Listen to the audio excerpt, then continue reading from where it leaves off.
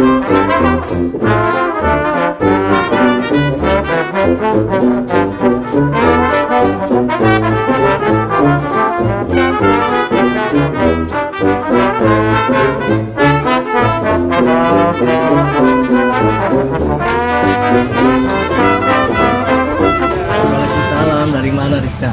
Aku habis sekolah. Aku lagi ngepeng ya. Iya, kenapa murung gitu mukanya? Iya, soalnya aku lagi marahan sama ibu. Oh, parahan? Kenapa? Kemarin tuh ibu kayak ngomelin aku gitu. Soalnya aku minum bobanya kebanyakan. Katanya tiap hari kebanyakan coba. Menurut aku sih biasa aja. Nah, menurut ayah gimana? Ya menurut ayah juga nggak bagus ya. Ibu ngejelasin nggak kenapa nggak bagusnya? Ibunya lagi sibuk nonton Ikatan Cinta, nonton Ikatan Cinta, jadi ya udah cuma bilang itu nggak sehat, ngapain kayak gitu deh. Terus kan ya aku jadi bingung. Menurut aku sehat-sehat aja, aku masih ya sehat gitu, nggak sakit-sakit gimana. Tapi kan menurut ayah gimana? Kata ayah katanya nggak sehat. Iya, mungkin ibu belum jelasin ya. Ya, oke. Ini kebetulan nih ayah lagi belajar nih tentang pembuktian ilmiah nih. Iya. Itu materi S3 kan ya, cuman aku takut nggak ngerti. Ini mudah dimengerti oleh Rizka juga karena apa yang dikatakan ibu itu mungkin ada benarnya, mungkin juga nggak benar. Makanya kayaknya nggak bener deh. Nah, makanya kita harus buktikan nih bagaimana pendapat ibu itu apakah benar atau salah. Kita perlu dibuktikan secara ilmiah. Nah, yang sedang ayah pelajari ini untuk pembuktian ilmiah. Ya, pembuktian ilmiah itu ada juga di dalam kajian ilmiah yang ada urutannya ya. Pertama kita harus pengamatan, ada penjelasan, kemudian ada pembuktian, dan yang terakhir itu ada analisa. Nah, untuk pembuktian ini kita harus ada beberapa langkah. Ada yang melalui langkah observasi dan langkah eksperimen. Itu apa ya? Itu kayak aku sering denger sih observasi sama eksperimen, cuman kayak suatu hal yang berat banget. Emang apaan sih observasi sama eksperimen? Iya, observasi itu untuk mengetahui, untuk membuktikan, tapi dia tidak menggunakan perlakuan kepada yang diobservasi. Jadi misalnya kita itu hanya mengamati saja, mengamati tanpa kita memberikan perlakuan. Misalnya di dalam di dalam gelas isi air kita nggak usah ngasih gula atau kopi gitu, kita amatin aja tuh. Sama juga halnya yang tadi yang Rizka juga galauin, yang Rizka bingungin itu kenapa sih kok minum boba tiap hari kok nggak boleh sama ibu. Ilmiah. Oke. Ini yang tadi yang saya jelaskan itu observasi ya. Observasi itu Rizka ini adalah melakukan pengamatan fenomena secara apa adanya. Tapi tidak melakukan tindakan tertentu yang disengaja. Nah, misalnya nih, Rizka pengen meneliti kebiasaan konsumsi gula. Itu ngaruh nggak sih terhadap kecerdasan anak nantinya? Wah, menarik sih ya. Nah, Rizka bisa tuh ambil beberapa sampel anak bayi misalnya. Terus kita catat tuh konsumsi gulanya. Kayak gimana sih tiap hari dia dikasih gula. Terus habis itu pas gedenya coba dari Rizka cek kognitifnya, apakah anak itu kepintaran naik atau enggak. Gimana menurut Rizka? Bisa juga, cuman itu kayaknya terlalu panjang banget ya kayaknya ya, maksudnya observasinya lama banget. Nah, itu memang ada salah satu kelemahan di dalam observasi seperti itu. Okay. Nah, kemudian saya jelaskan lagi tentang eksperimen ya. Tadi kan udah dua. Observasi sama eksperimen ya. Iya, betul. Nah, yang eksperimen itu ya yang ngutip nih dari pendapat peneliti nih yang ada di jurnal namanya BISMA. Nah, BISMA itu mengidentifikasikan bahwa penelitian eksperimen sebagai suatu situasi penelitian yang menggunakan sekurang-kurangnya satu variabel bebas yang disebut dengan variabel eksperimental. Nah, peneliti juga sengaja akan melakukan manipulasi pada variabel tersebut. Gimana? Mungkin deh kasih contohnya deh, aku kayak masih kurang kebayang gitu sih. Oke, bener ya. Jadi agak susah ya variabel bebas, variabel terikat, itu agak susah ya. Susah banget. Soalnya gini bisa nih, Gimana? kita pengen tahu gimana kelebihan gula bisa mempengaruhi kadar konsentrasi siswa di sekolah. Rizka dalam mengerjakan ulangan, jadi Rizka bisa ambil satu contoh di kelas, dibatasi dengan jumlah konsumsi makanan manis satu lagi kelas yang tidak dibatasin dengan juga konsumsi makanan manis, dan dikasih tuh makanan manis tuh. Sama aku gitu ya, Ya, dikasih boba dikasih terus tuh. misalnya Udah, satu boba terus kelas satu gitu. kelas, satu Oke. kelasnya enggak gitu. Nah nanti setelah dikasih terus itu, bagaimana performanya si anak yang tidak, si kelas yang tidak dikasih boba sama kelas yang dikasih boba, apakah ada perbedaan atau enggak. Nah itu sih kira-kira Rizka kalau eksperimen itu. Menarik sih ya. Jadi sebenarnya kalau kayak gitu aku mungkin bisa ngobrol ya sama ibu soal apa ya, boba itu sebenarnya sehat atau enggak. Berarti aku kayaknya mungkin kayak harus kalau misalnya melakukan eksperimen atau observasi kan ribet.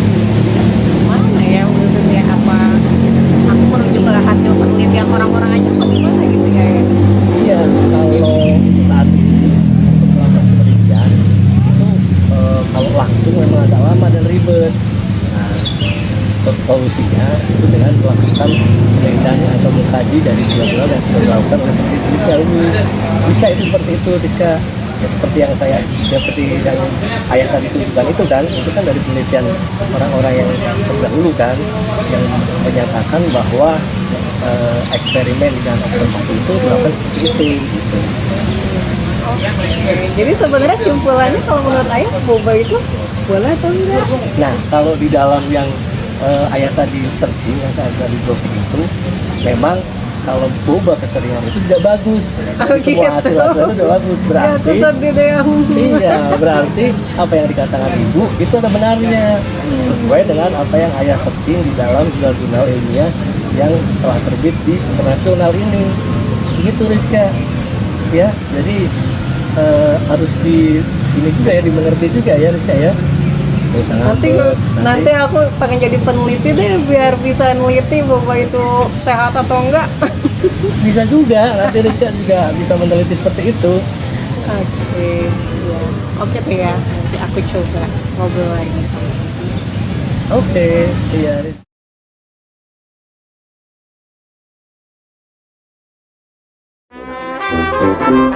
Perkenalkan, saya Rizky Rizky dan rekan saya Bagaimana Hari Sujarwo? Kami dari kelas ini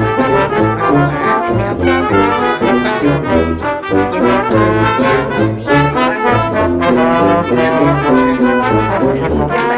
Lestari menjelaskan tentang konsep pembuktian ilmiah secara umum, nanti akan dilanjut oleh saya. Silakan Mas Ari. Terima kasih Tristi atas kesempatannya. Baik rekan-rekan, Bapak Ibu semua, saat ini saya akan mencoba untuk menjelaskan yang tadi telah disampaikan oleh Tristi bagaimana mengenai konsep pembuktian ilmiah.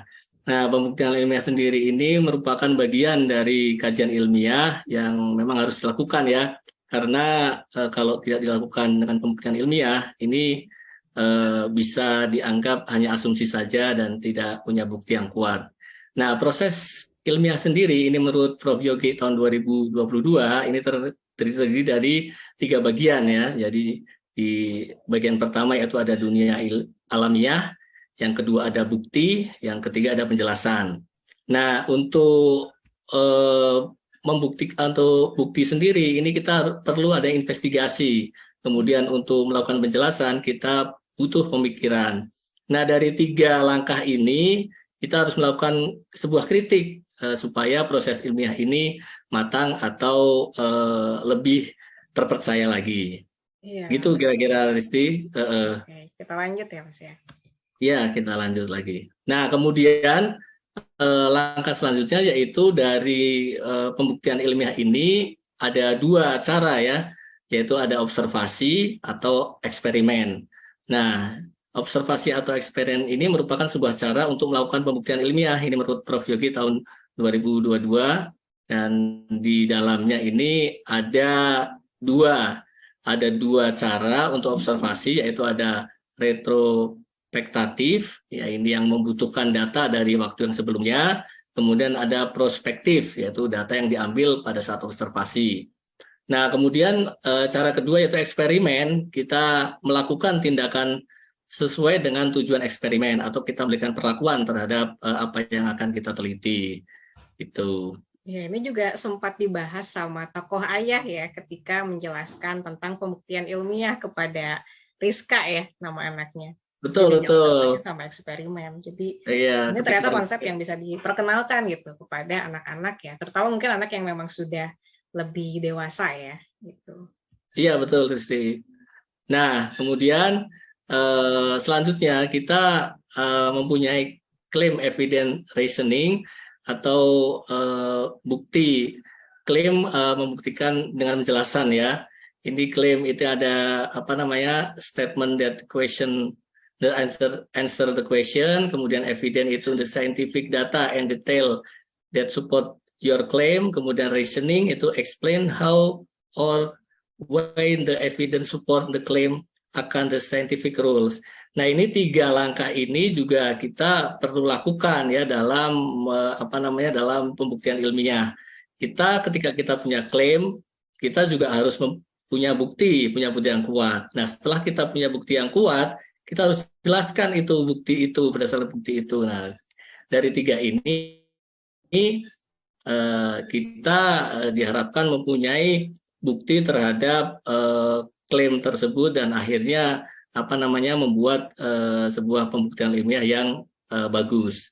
Jadi Gitu, bukan Kristi. sekedar katanya-katanya, tapi memang ada bukti dan juga ada penjelasan logiknya ya, Mas Ari. Betul, betul. Jadi jangan sampai nanti kayak orang tua gitu ya. Oh, ini minum karena banyak gulanya seperti gitu aja ya. Nah, ini bener nggak nih apa namanya orang tua bilang seperti itu tuh kan kita juga harus butuh pembuktian juga gitu supaya anaknya juga tahu alasannya gitu kira-kira. Oke, siap. Kita lanjut. Nah, ini mungkin ya. Mungkin aku lanjutkan ya Mas Arya. Jadi kalau promoting Ya, silakan scientific Pesti. thinking in children itu perlu atau sebenarnya terlalu dini sih? Karena kan selama ini mungkin pembuktian ilmiah atau berpikir ilmiah itu mungkin baru kita pelajarin di SMP ya. Ada eksperimen-eksperimen segala macam. Tapi ternyata kalau yang saya baca-baca, baik itu dari buku parenting ataupun paper-paper, ternyata secara natural adalah anak itu pemikir ilmiah. Nah, kemudian juga saya browsing-browsing juga ya, manfaat memperkenalkan scientific thinking nih pada anak. Ternyata kalau menurut Bernstein dan kawan-kawan di tahun 86, jadi ketika ada pembelajaran critical thinking yang diberikan kepada anak-anak, ternyata ada kayak semacam improvement atau peningkatan di skill berbahasa, kemudian juga berpikir inventif gitu kan ya, dan juga bahkan peningkatan IQ. Itu kalau kata Bernstein.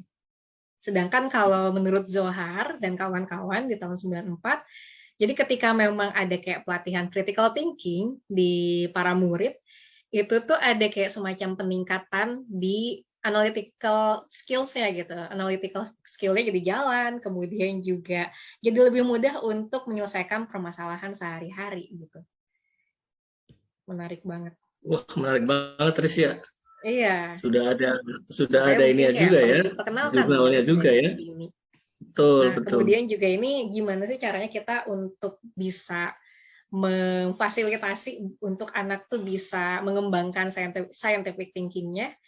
Nah, jadi ini pertama-tama mindset ya. Jadi kalau menurut Wilson tahun 2002, jadi baik itu teachers, guru-guru ataupun parents, orang tua, itu perlu melihat anak kecil itu sebagai pembelajar yang aktif ketimbang hanya menerima pengetahuan gitu. Karena kan selama ini kalau misalnya di sekolah-sekolah konvensional, anak ya udah duduk diam, kemudian guru menerangkan atau misalnya kayak di rumah itu orang tua memberikan wejangan-wejangan sesuatu, padahal sebenarnya anak tuh kayak punya hasrat untuk kayak kepo gitu kan ya, kenapa ini nggak boleh, kenapa itu nggak boleh, kenapa yang ini boleh, itu kan berarti kayak perlu ada kayak semacam reasoning yang kuat gitu, bahkan mereka mungkin kayak perlu merasakan dampaknya secara langsung kayak gitu sih. Jadi kayak kita menganggap bahwa anak-anak itu adalah active learners ketimbang recipient of knowledge kayak gitu. Kemudian kalau menurut Kilmer, Hoffman, dan juga Zich, jadi memang sebisa mungkin anak-anak kita semua itu juga dilibatkan gitu sama aktivitas-aktivitas yang memang itu sifatnya eksperimental.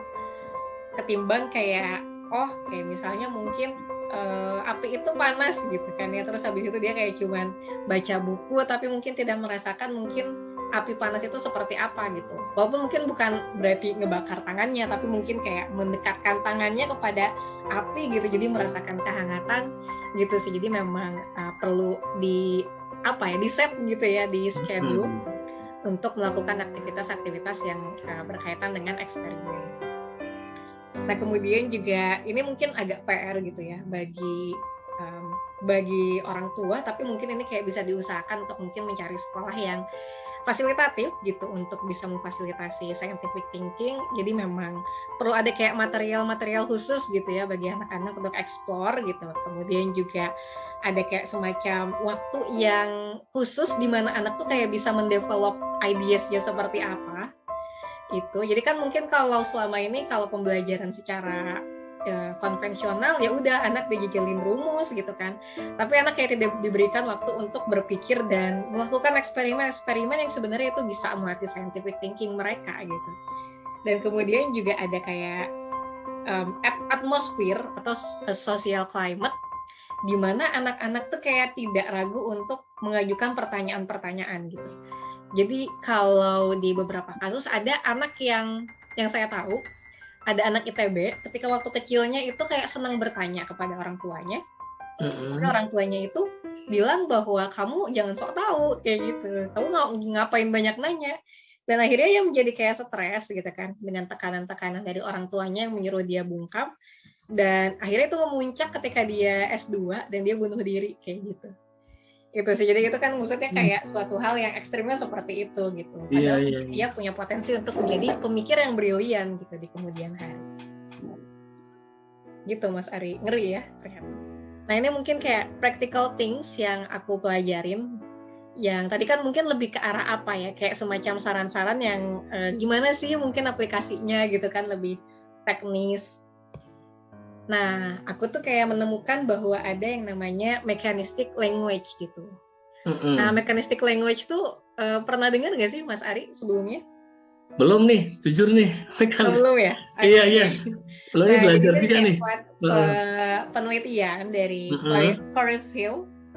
Aku nggak tahu spellingnya seperti apa, pronunciation-nya seperti apa. Cuman ada 2 peneliti, Coreyfield dan Krupul. Jadi anak-anak yang diberikan mechanistic language, apakah itu dari orang tua atau dari gurunya, itu tuh lebih mudah untuk belajar gitu, lebih mudah untuk memahami sesuatu. Nah mungkin kita kayak langsung ke contoh gimana mechanistic language ini. Nah ini ada anak bertanya nih misalnya, mah kok ada baterai? Ini bukan mama ya, tapi bapak-bapak. Ayah, kok ada baterai sih di mainan ini gitu. Terus mungkin ayahnya ngejawab, iya biar mainannya bisa kepakai gitu mungkin jawabannya. Tapi sebenarnya itu bukan mechanistic language gitu. Itu sebenarnya iya benar. Tapi kalau mechanistic language itu menjelaskan baterai ada di mainan ini tuh sampai ke hal yang mungkin lebih detail gitu. Nah, ketika ayah itu menggunakan mechanistic language, bahasanya akan seperti ini. Ya, baterai ini menghasilkan energi yang akan jadi tenaga buat mainan ini. Jadi robot-robotan adik bisa gerak deh, gitu. Jadi itu kan berarti anaknya kayak diajarkan untuk ada sesuatu hal nih. Kenapa sih baterai harus ada di mainan ini? Kemudian ayahnya menjelaskan dengan logik gitu kan ya. Jadi kelihatan beda ya Tris ya, antara non-mekanistik dan mekanistik language itu ya. Iya, mungkin kita menganggap bahwa anak kita nggak paham, tapi sebenarnya mungkin mereka akan belajar paham gitu dengan bahasa-bahasa seperti dengan itu. bahasa-bahasa mechanistic language tadi ya. Jadi nggak asal jawab ya, nggak asal jawab langsung aja lah biar cepet gitu mungkin. Biar cepet ya. Nah, kemudian juga ini ada nih, ketika misalnya ada anak yang nanya, kok ibu nangis gitu. Kayak ini mungkin ya contohnya waktu yang pas di film pendek tadi gitu, bahwa kenapa sih nggak boleh minum boba banyak-banyak gitu. Tadi kan mungkin ibu dari Rizka itu bilang nggak sehat gitu. Tapi ternyata mungkin sang ibu bisa bilang gitu kan ya, walaupun ternyata mungkin harus lebih berbusa-busa ya, mungkin menjelaskan karena boba mengandung kadar gula yang tinggi. jika terlalu mengkonsumsi banyak gula, badan kita jadi mudah lelah, atau enggak mungkin kita jadi obesitas, kan bisa seperti itu gitu. Jadi anak kayak tahu reasoningnya tuh seperti apa gitu, nggak boleh minum boba. Tuh mungkin dilanjut lagi mungkin ya sama Mas Ari. Oke, boleh Kristi, terima kasih Kristi. Tadi dengan contoh dan penjelasan-penjelasannya. Ya, ini kemudian yang sudah dijelaskan Kristi tadi ya, mengenai kenapa tidak boleh minum boba banyak-banyak. Si Ibu juga menjelaskannya kan mungkin nggak pakai mekanistik language tadi ya. Nah ini selanjutnya yaitu memecahkan masalah dengan mengajak anak-anak. Nah, contohnya ini ada Maudi Ayunda nih, sejak kecil selalu diajak ngobrol oleh orang tuanya, terutama bundanya. Apalagi sang bunda ini juga meminta Maudi dan adiknya untuk menemukan pemecahan masalah pada hal-hal sederhana. Oke, jadi itu membiasakan keluarga merujuk pada sumber terpercaya, seperti waktu itu kan ayah Jarwo itu menghimbau kepada Rizka ya, untuk ya mungkin baca-baca paper atau artikel ilmiah untuk membuktikan bahwa boba itu ya tidak sehat, ataupun mungkin bisa jadi ya sehat-sehat aja. Jadi lebih ke arah merujuk pada sumber terpercaya ketimbang kayak kata orang-orang tuh nggak sehat gitu, atau sudah seharusnya begitu. Atau mungkin kalau sekarang tuh kan ada istilah bahwa bapak-bapak sama ibu-ibu biasanya itu kayak lebih percaya WA group ya. Itu padahal ya mungkin itu tidak terlalu terpercaya, dan kita kayak harus merujuk kepada sumber-sumber yang memang itu lebih bertanggung jawab ya secara ilmiah seperti apa. Nah, kemudian juga jangan pernah berpikir bahwa orang tua selalu lebih benar perspektifnya dibanding anak. Nah, ini kayak pembelajaran banget sih yang aku dapatkan gitu kan ya, bahwa ternyata mungkin anak punya perspektif yang bisa jadi lebih bagus gitu, sehingga orang tua kayak perlu mengoreksi gitu ya sudut pandangnya seperti apa. Mungkin ya Mas Ari lebih pengalaman karena mungkin anaknya udah 3 ya, jadi mungkin pernah didebat sama anak gitu, sedangkan kalau anak aku kan masih kecil ya, masih bayi. Iya betul. Nah ini mungkin aku nemu sebuah ilustrasi ini tentang menarik scientific method ya untuk anak bayi kayaknya. Teman-teman, terima kasih sudah menyaksikan kita, dan terima kasih juga sudah berkenan untuk menonton video sinetron singkat dari kami. Semoga berkenan. Assalamualaikum warahmatullahi wabarakatuh.